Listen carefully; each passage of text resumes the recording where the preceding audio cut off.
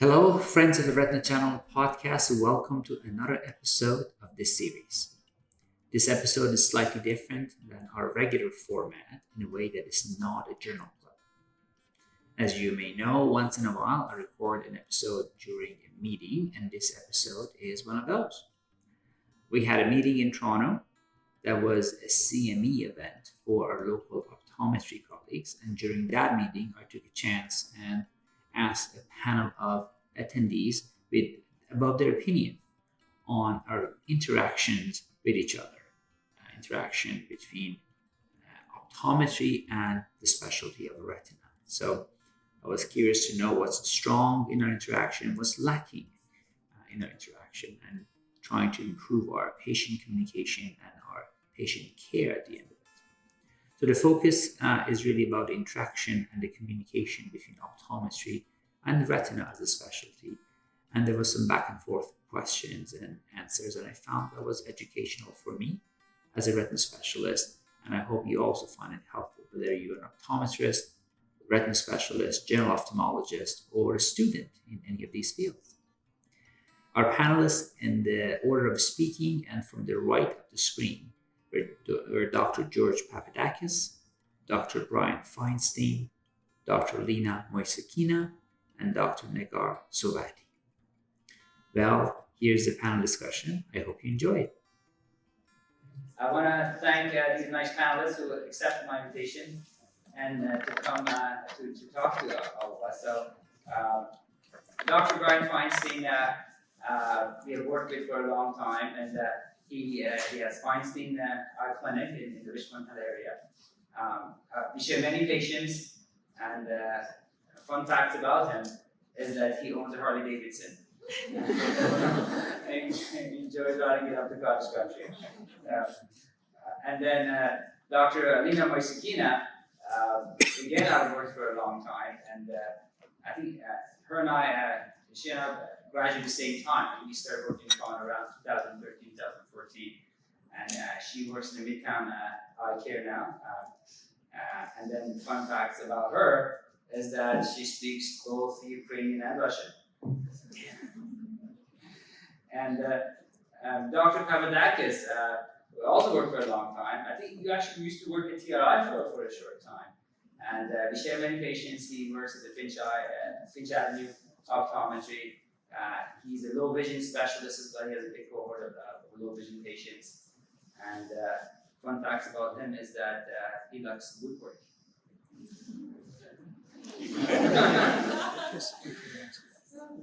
And Dr. Sohbati is a practicing optometrist, again, Midtown and sort of East End area. And then, so we again share many patients.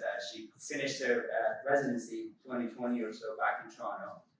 And fun facts about her I didn't know until today, that she actually shadowed me in TRI before she went to optometry. So she actually come up to our office, and I think her aunt is my friend, and I did not know that.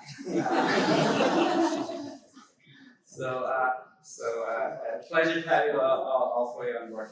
The point of this discussion is really I want you guys representing this crowd here to talk to us really and telling us how we can improve patient flow, patient care, communication. And we have been telling you all this stuff this morning, and now we want you to tell us how we can be better doctors and how we can take better care of patients, what's missing, and what's good to work on even more. Maybe I start from that end of the table. George, Dr. Papadakis. So you worked with us for a long time, and not just our institution, retina specialists in general. What do you think, from your perspective, the biggest hurdle in communication between retina specialists and optometrists? I think I think you guys do an amazing job sending reports back and communicating. Sometimes I think after a while we don't know what's been happening with that patient. If you've been seeing them for a couple of years, we kind of lose a little bit of touch and sort of fall off in terms of reports back. Because patients will come back and see us, and we don't get a follow-up report sometimes. So you would like to see more updates what's going on with patients. Okay. And how often would you say you would like to see them? Not frequently, but just to know. Once a week. Once a week. Call this person. But reasonable updates. Yeah, Okay. I'm not sure if you guys. How about you, Dr. Feinstein? Well, first disclosure, I'm still a Toronto Maple Leaf hockey fan. Okay. Sorry about that. Thank you for inviting us here. Great job, as you were last year. Fantastic presentation. So on behalf of my colleagues, thanks for the presentation. Thank you. Sometimes we lose the patient over time though. So the patients that are there for multiple treatments, I had a patient last week and I said, where's your husband? He hasn't been here in years. Oh, he doesn't need to come to you. He goes to TRI. I understand that. He fell through the cracks. They're not common, but maybe, I guess, looking more towards making sure these patients get back to us for routine care, no matter what the case is. And in some cases, a good co-management setup, so that we're looking at the vision, we're checking refractions when you're treating AMD or diabetic or Okay. So kind of reminding them they still have their primary eye care doctor, keep in touch with them, and that could be an issue because of many patients lose in touch and sometimes don't know where they're from, who is their primary care doctor, you know? So they've been getting injections, we don't know this. And sometimes they're even like glaucoma patients and they've had other major issues going on. Or they may have been a one-time patient, and they don't feel a connection to the referring doctor, as opposed to patients that come every year, we get them on a recall system. Okay, so making sure they keep in touch with the primary care doctor. Thank you. Dr. Moiseiykina, how about your end? What do you think could get better from our end, or retina specialist access, or communication, or what can you get better with us, or in general?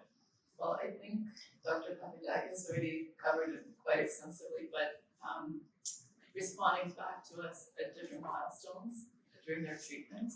So let's say you did ILEA for a long time and now they're on treat and extend. Let us know if that's their current treatment protocol.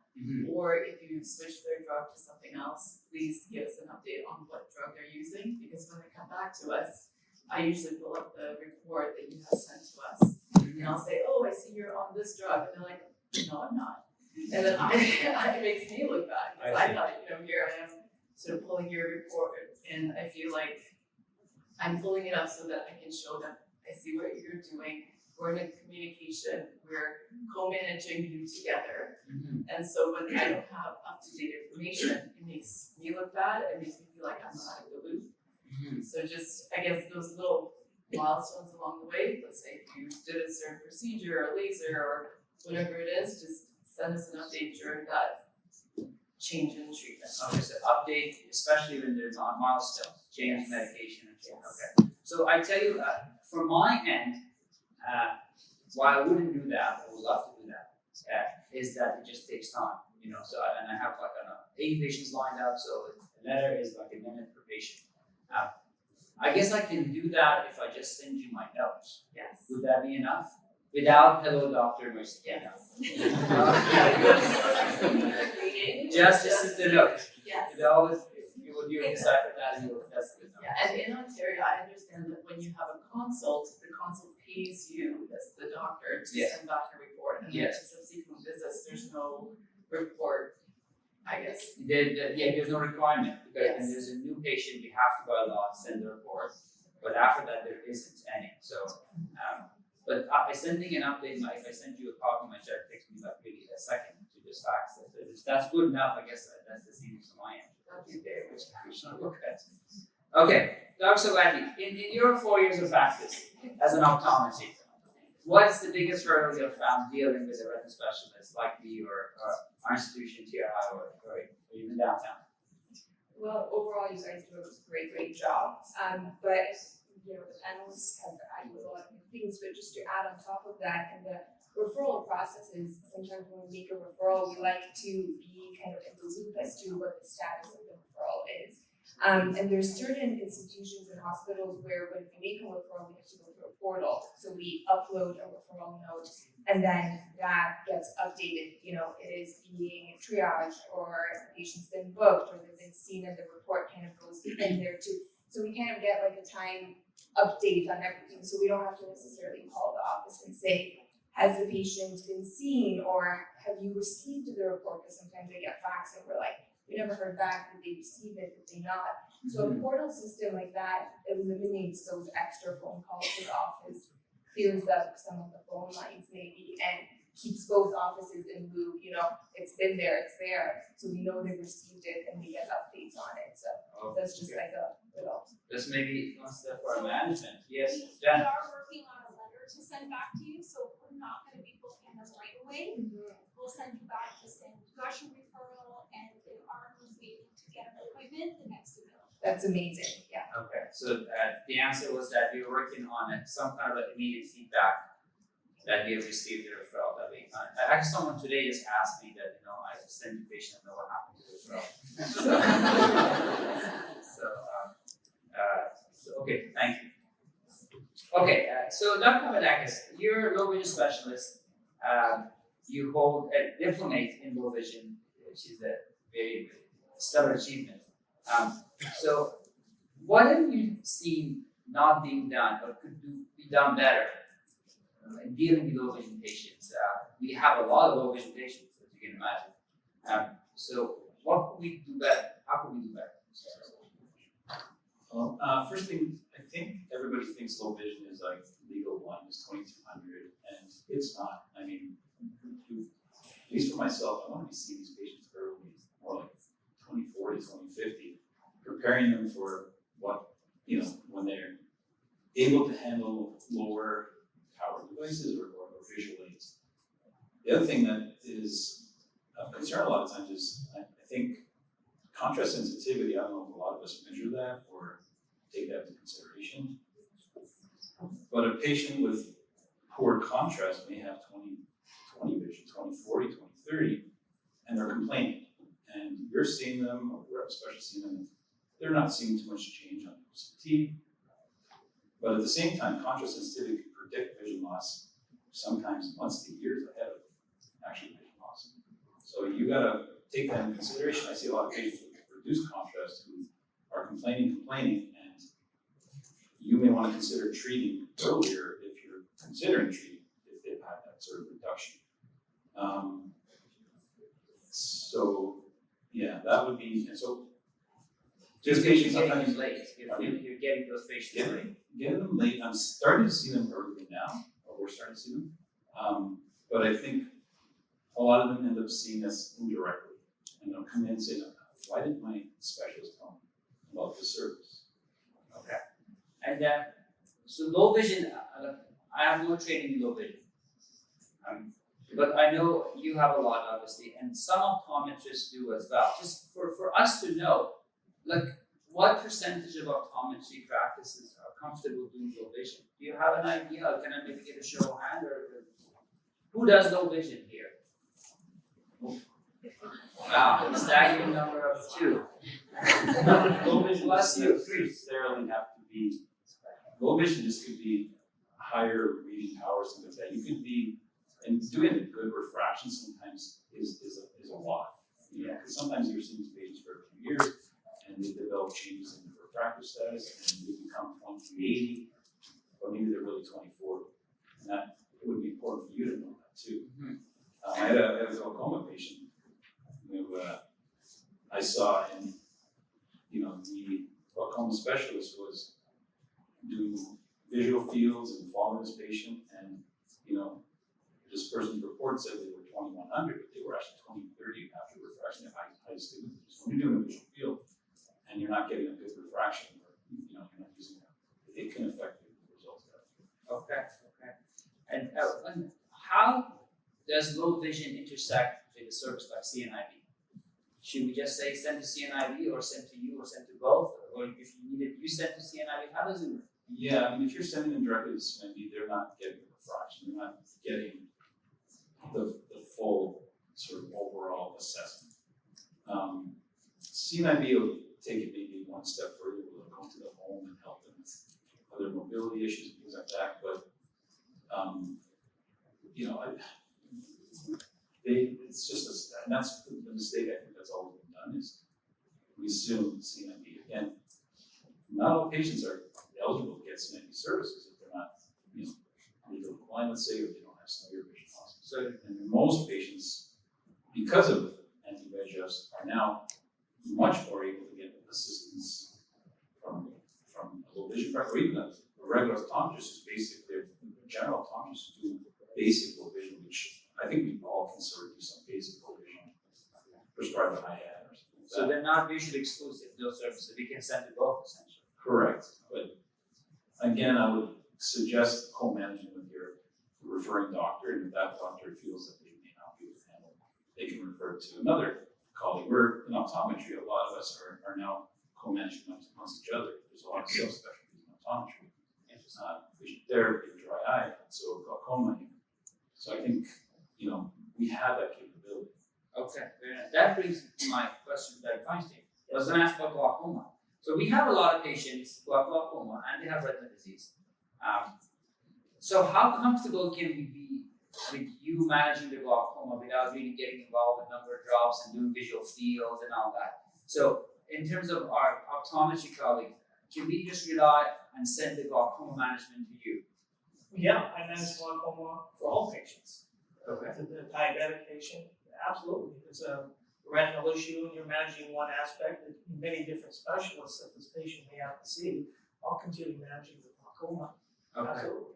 And if they need some kind of surgical intervention, you make the appropriate referral yourself. Absolutely. Okay. Just show how many people are comfortable doing glaucoma management. They have cohort patients. So it sounds like the majority, the vast majority. Okay. Very good for us to know. Okay. So how about cataract, Dr. Moiseiykina? So say we have diabetic patients that come in and they have cataract development. And, are you comfortable if we take care of the cataract ourselves, or you prefer that you process that through another comprehensive ophthalmologist you're working with? Well, I think it depends on the retina specialist, because not all retina specialists will do cataract surgery. Right. So I think I would ask you first, because they already have an established relationship with you and they trust you, and I think that would be a good place to start. But if you say, oh no, I don't do anterior aesthetic, I only do posterior, then I would either ask you for your recommendation or go with a roster of cataract specialists that I'm comfortable with.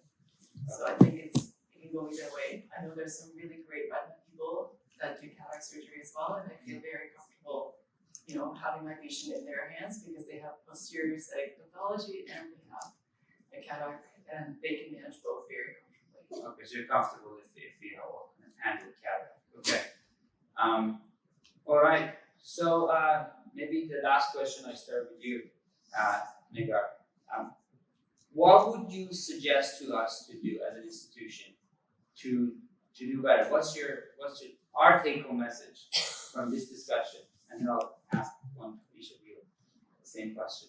Sure. Well, I think I can speak on behalf of all of us that we really appreciate meetings like this, office visits where we get to meet you guys, because it's important for us to know what your personalities are like. We kind of noticed that there's a lot of different styles within, even TRI, different retina specialists doing things differently.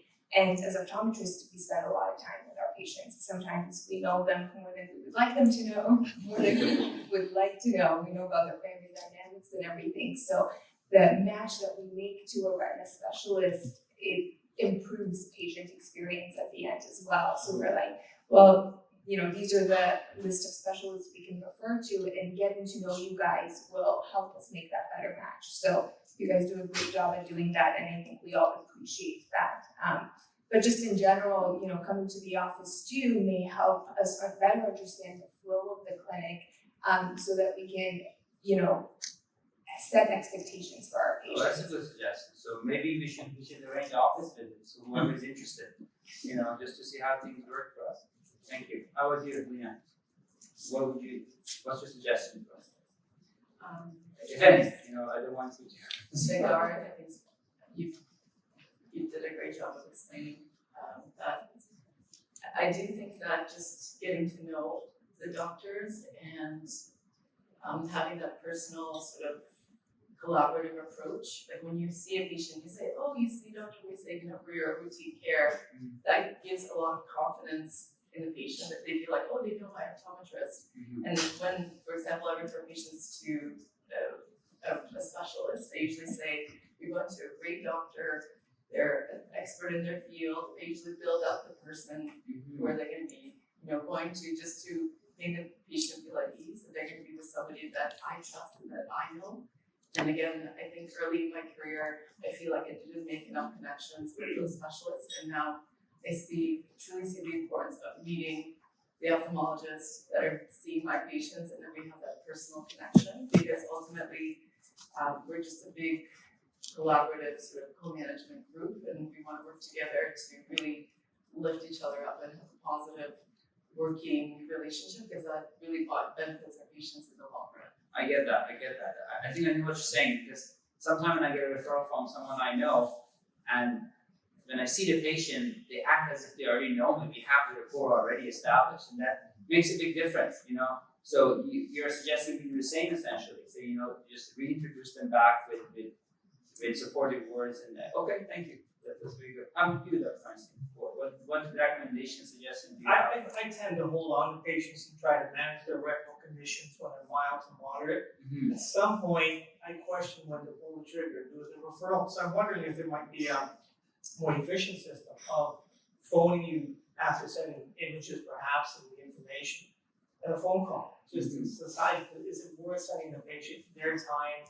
Your over referrals many times is not necessary, and getting your advice before sending the patients that are question marks. It's like a little informal consult, something like, is this worthwhile sending or not? Yeah, rather than just refer and over refer. So you're not getting 15,000 a day, whatever you're getting. Okay, I just think, okay, no, you get a lot, I do that sometimes. I can only speak for me. I do that sometimes with some people who I know, and the optometrist or the ophthalmologist just sends me an email with an image. What do you think? I should hold on to this, or should I refer? So you can always, for me, you can always send email wise for sure. I'm not sure if it's like, if you get like 10 emails a day all of a sudden, then it becomes it's always a bit difficult. But I've only gotten that occasionally, and it's always a pleasure to respond, because you feel you're building the connection with that. It's the borderline cases. Yeah, for sure. No, I think you want to say something? Or you could just have like a triage line where you can call in and you have somebody, like an ophthalmologist who's available that day. You can either talk to them on the phone or send them an email. It's just a quick triage, like to figure out, is this something, is this nothing? Just have somebody kind of on call. Like a quick referral, Yes, like a quick little consult, mini consult, where you can just send some images and be like, hey, do you think this is something that needs to be seen, or can I just continue monitoring on my end? I don't know if that's possible. It's very hard. I know we do, when someone marks something as urgent or has an RD on it or an HST on it, we get to it the same day. I'm not sure how practical it is to we will look into it. Yeah. So you want a quicker triaging thing. Yeah. If it's Or possible. just do, like, even talk to and just see if you think this is worth, even your chair time, or if it's just like, oh, that's fine, you can just monitor this on your own. Having that little bit of reassurance, I think that would really take out some of the non-urgent referrals. Maybe that will lower our load of 1,500 a month. Yeah. How about you, George? Anything to add? I concur, but having worked at the clinic over there, and I think I want to know how you can get those reports out, so I can learn, because I don't even imagine how difficult it must be to get the reports. So a lot of times when we're saying about sending follow-up reports, it's because the patients ask us, and sometimes what I'll say is, oh, I didn't get anything, but don't worry, I know you're in good hands and everything's been taken care of, and if I need, I can get that information if I want. So it's sort of back you guys up, and that's in turn, how it would be nice to have that sort of. So what I'm learning from all four of you is that you spend a lot of time with patients, and you want us to support you in that with information, essentially, with updates going on, so you can give them the accurate information. With cataract patients, they'll call us and say, I just saw the surgeon, I want you to tell me what to do. I mean, it just happens. Do you guys get that? And it's like, they're calling us, and we don't even know what the discussion was. So maybe we should build more of an integrated update system. We are actually working with like an AI assisted software that we're trialing that would help make this process easy of reports getting generated and getting sent out. So then we can have like a regular, maybe even can look into the portal suggestions where you can log in and kind of access these reports, something like that. So there's lots of softwares that are coming out right now with this whole AI thing, so that will make all of this much easier. That we're looking to try it. I'm just going to repeat that. So we are looking into more automatic and AI systems to generate more automatic reports and also have maybe a portal system that you suggested. Someone raised their hand. Yes. Yeah, so just like the refractive surgery system where there's an optometrist on staff that we talk to before we talk to the surgeons. Yeah. So some kind of a liaison person like that might be somebody that can be somebody we can talk to who has more time for us perhaps. And then they can talk to you, and that way we can save your time and get our question answered as well. So it sounds like similar refractive surgery liaison or a connector person you're suggesting. Yes. The other thing I was going to suggest is talking to you is great as far as the urgency of referral, triaging, and all the rest of it. But oftentimes, it's almost better for us to get imaging. So if you have imaging in your office and that imaging can be forwarded to us, yeah, I'm not saying immediate, I'm not saying within 30 minutes or whatever it is, but I think there's a much more reasonable chance that we can, and oftentimes we'll say we just can't tell from the imaging, we need to see the patient. We'll have a better idea of, in conjunction with what your comments are, as to how quickly we need to bring the patient or triage them, and somehow we can get your message back, whether it's one of us calling you, or a message being delivered back to you. So sharing imaging with us would help a lot. So again, for those who didn't miss the first part, Dr. was mentioning, if you folks send us any imaging you may have, an email for a PDF form, whether we're fax it or get rooms, then we can make it more informed decision. Well, this was a pleasure, folks. Thank you so much for your contribution and for keeping us busy and sharing all those wonderful questions and your insights. Thank you. Well, friends, this wraps up another episode of the Retina Channel podcast. I hope you enjoyed it and the discussion between the interaction of optometry and retina as a specialty was helpful for you. I want to thank our panelists for accepting my invitation and sharing their valuable opinions. I want to give you some heads up about our next episode. We are back to our regular format of being a journal club. Our next guest will be Dr. Nagar Sohbati, and on behalf of the American Society of Retina Specialists REST Committee, he will give us some updates on the incidence of retinal vasculitis after intravitreal pegcetacoplan injection. As you know, pegcetacoplan is an approved medication for geographic atrophy because of age-related macular degeneration, and there were some concerns initially about the incidence of retinal vasculitis associated with this injection. Dr. Sohbati will share some of the updates about what we know about pegcetacoplan and vasculitis, and I look forward to that discussion with him. Until then, take care, and I see you then.